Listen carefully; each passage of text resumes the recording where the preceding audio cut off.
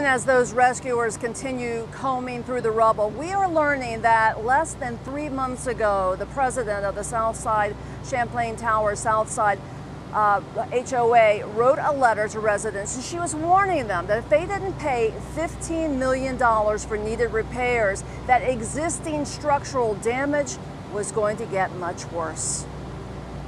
Those first responders are breaking their back, trying to find anybody they can, and they are going to continue to do that. Over 200 rescue workers continue to search through the rubble at the base of the condo collapse. Overnight, some debris falling off the west side, which had to be cordoned off. Workers cautiously continuing to look for survivors in the remaining part of the pile. Rain and thunderstorms slowing the search and frustrating some family members who wondered why it had to come to a stop.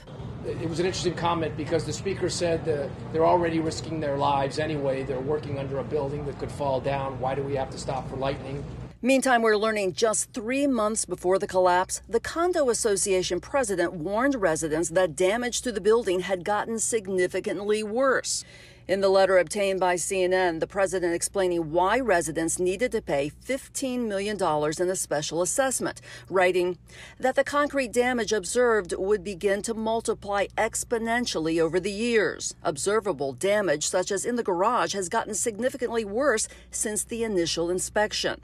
That inspection was in 2018. Now in 2021, the condo president warned, the concrete deterioration is accelerating. The roof situation got much worse, so extensive roof repairs had to be incorporated. And finally, indicating that needed repairs may have been put off for too long. A lot of this work could have been done or planned for in years gone by, but this is where we are now. And on another note, Mayor Burkett pointed out that one family member asked him how long could someone actually survive under the rubble. And he says he looked it up and he found a case in 2013 where in a Bangladesh factory collapsed, that a woman was actually found in the ruins 17 days later. Live from Surfside, I'm Terry Parker, WPBF 25 News. Terry, thank you. Pictures of the missing line of fence near the site of the collapse as a memorial grows. Officials say they still have hope that people may be alive under all that rubble. Our Shane Wright is live in Surfside with more on those families who are desperately waiting for an update on their loved one. Shane? Yeah, Felicia, that memorial fence is just one of several memorials across Surfside here, but it may be the most emotional because it shows us smiling faces of those who are missing and those who have already been found dead. The pictures are really a snapshot in time when none of these people or their families could have ever predicted what was going to happen at the Champlain Towers early last Thursday morning. Now here on day 6, the possibility of finding someone alive is dwindling. We're here hoping for that, that miracle, hoping to find that live victim, under this debris.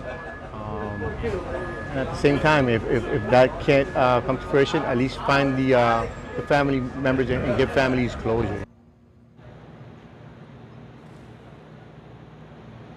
Just in the background of the fence, you can see heavy machinery working to remove some of the rubble that's on that pile. Another press conference is expected within the next half an hour or so. As you can see, the media area there, that press conference has been happening right here behind us. The media presence is large, and so is the support staff, as everyone, again, is holding on to hope. We're bringing that press conference on our mobile app. Back to you.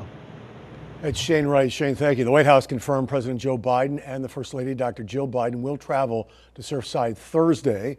They're expected to meet with the families of the victims and with first responders. The White House says further details about their trip are still to be released. The 7-year-old golden retriever you see here is offering emotional support to the families during this extremely difficult time. The therapy dog has helped during other tragedies, including the mass shooting at Marjory Stoneman Douglas High School in Parkland.